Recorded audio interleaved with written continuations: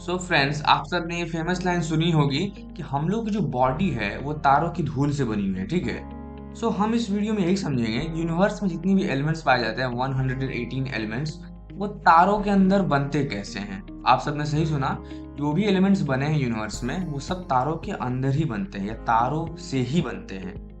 तो इस वीडियो में हम यही समझेंगे। तो आप सब ने बिग बैंग थ्योरी के बारे में सुना ही होगा कि एक एक्सप्लोजन से हमारे यूनिवर्स का स्टार्ट हुआ, ठीक है। तो जब ये बिग बैंग हुआ, ये जो एक्सप्लोजन ऑफ यूनिवर्स हुआ, तो उसमें बस 75% हाइड्रोजन था, 24.5% हीलियम था और थोड़ा बहुत लिथियम था।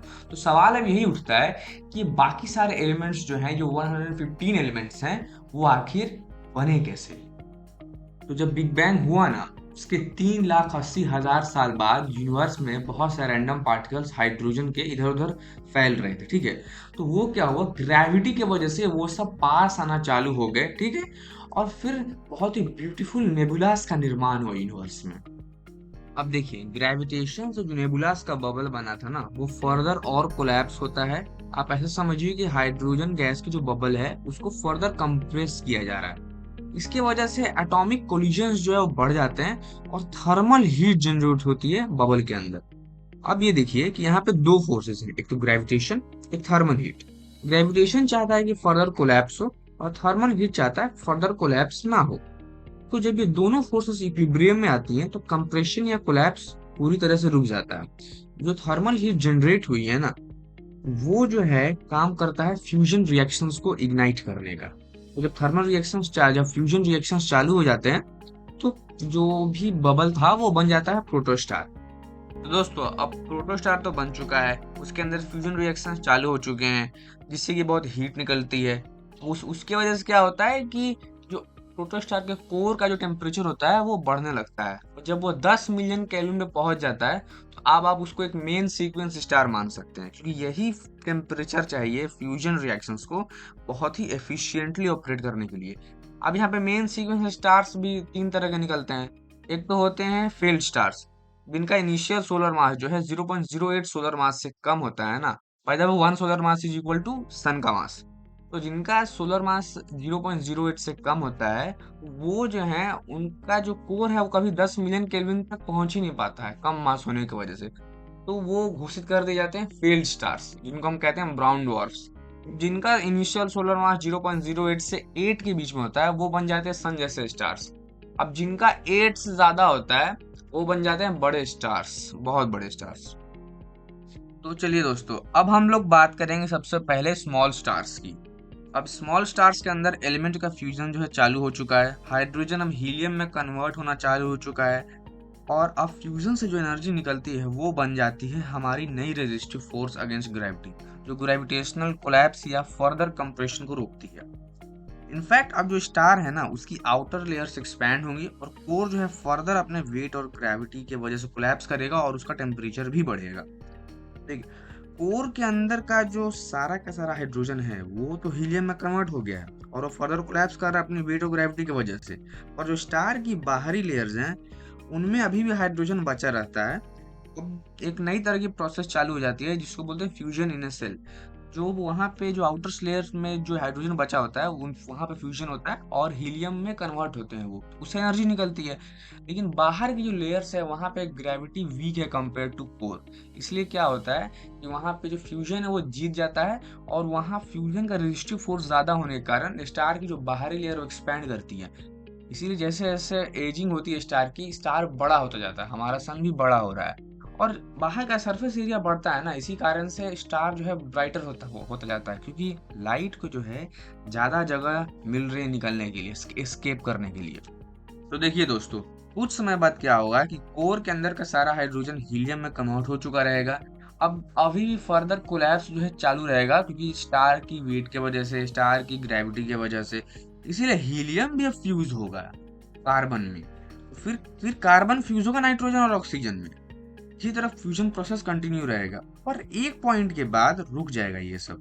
टिल ऑक्सीजन तक बनेगा, लेकिन फिर रुक जाएगा। क्यों रुकेगा? क्योंकि इसकी वजह है इलेक्ट्रॉन डिजेनरेसी प्रेशर। ये होता क्या है, ये जो है एक बहुत ही वियर्ड काइंड ऑफ प्रेशर है जो अनसर्टेनिटी प्रिंसिपल की वजह से इलेक्ट्रॉन्स जनरेट करते हैं। देखिए, होता क्या है ना कि जब आप इलेक्ट्रॉन के क्लाउड को स्क्वीज करोगे ना, जो एटम के अंदर जो इलेक्ट्रॉन का क्लाउड होता है, तो उनका वेलोसिटी बढ़ता है, उनका मोमेंटम बढ़ता है अनसर्टेनिटी प्रिंसिपल के अकॉर्डिंग। अब कितना ही बढ़ जाएगा वेलोसिटी, लाइट से जाएगा तो हो नहीं जाएगा। इसीलिए वो क्लाउड्स जो है प्रेशर लगाते हैं कोर के अंदर से, तो जो कि फर्दर ग्रेविटेशनल कोलैप्स को रोक देता है वहीं पर। अब स्टार जो है एक डेड स्टार बन चुका है, अब वो वाइट ड्वार्फ बन चुका है। तो जो बाहर की जो लेयर्स है ना, वो यूनिवर्स में चली जाती हैं, जो भी एलिमेंट्स स्टार की जो लाइफ है उसके दौरान बने हैं, और एक बहुत ही ब्यूटीफुल प्लैनेटरी नेबुला का निर्माण होता है।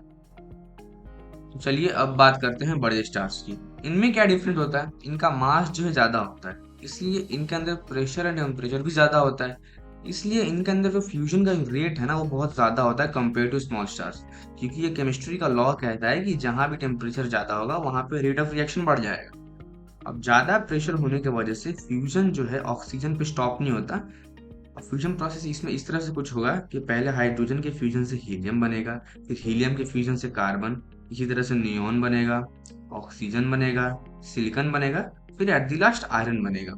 अब आयरन पे फ्यूजन प्रोसेस जो है रुक जाता है, क्योंकि आयरन का जब आप न्यूक्लियर रिएक्शन करोगे, जब फ्यूजन करोगे तो एनर्जी रिलीज नहीं होता है फर्दर फ्यूजन प्रोसेस को कंटिन्यू करने के लिए। स्टार के कोर में एनर्जी रिलीज हो नहीं रहा है, स्टार का कोर जो है वो ग्रेविटेशनल कोलैप्स को रोक नहीं पाएगा, इसीलिए स्टार जो है बहुत तेजी से कोलैप्स करेगा स्टार का कोर। इसलिए क्या होगा ना कि अब वो स्टार बन जाएगा एक न्यूट्रॉन स्टार। यहाँ हुआ क्या है कि इलेक्ट्रॉन इतना हाई प्रेशर है कि इलेक्ट्रॉन्स जाके प्रोटॉन्स में मिल गए हैं और स्टार के अंदर बस न्यूट्रॉन्स बचे हैं, आउटर लेयर पे थोड़ा सा आयरन है, तो इस तरह बन जाता है न्यूट्रॉन स्टार। अब देखिए, अब जो बाहर की जो लेयर्स है ना, स्टार उनको भी पुल कर रहा था, लेकिन वो इतनी तेजी से पुल होने के कारण बाहर ही एक्सप्लोड हो गई। और उस एक्सप्लोजन से बना सुपरनोवा, जो यूनिवर्स में बहुत रेयर होता है, बहुत ब्राइट होता है, इतना ब्राइट होता है कि पूरी गैलेक्सीज को आउटशाइन कर देता है ये। देखिए, आयरन से जो हैवी एलिमेंट्स है ना, गोल्ड, प्लैटिनम, यूरेनियम, वो बने during supernova and collision of neutron stars. Because जो सुपरनोवा हुआ और जो न्यूट्रॉन स्टार जो बना, अगर वो एक दूसरे में कोलाइड कर जाए, दो न्यूट्रॉन स्टार आपस में, तो वहां पे प्रेशर और एनर्जी इतना ज्यादा रिलीज होगा ना, या इतना ज्यादा प्रेशर होगा, टेम्परेचर बहुत ज्यादा होगा, कि जो आयरन बना है वो फर्दर फ्यूज हो जाएगा, तो और भी हेवी एलिमेंट्स का निर्माण होगा, gold, platinum, uranium. So in the end let's sum it up. Hydrogen जो है इनिशियली प्रेजेंट था यूनिवर्स में, थोड़ा बहुत हीलियम भी था। हीलियम बना हाइड्रोजन के फ्यूजन से, फिर कार्बन बना, नाइट्रोजन बना, ऑक्सीजन बना। ये सारे के सारे बने हमारे स्मॉल स्टार्स में, स्टार्स लाइक सन।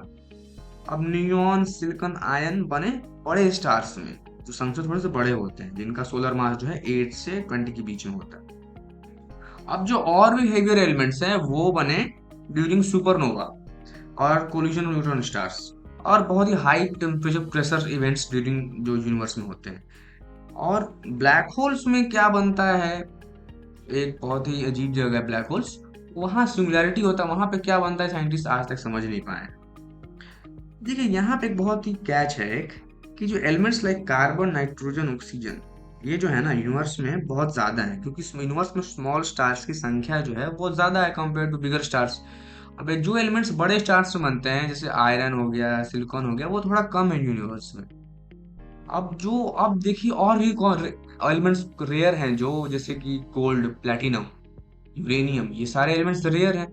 अब ये जो है ड्यूरिंग सुपरनोवा और बनते हैं during collision of neutron stars या high temperature and pressure events. तो ये यूनिवर्स में कम होते हैं comparison to all this, so इसीलिए ये रेयर है।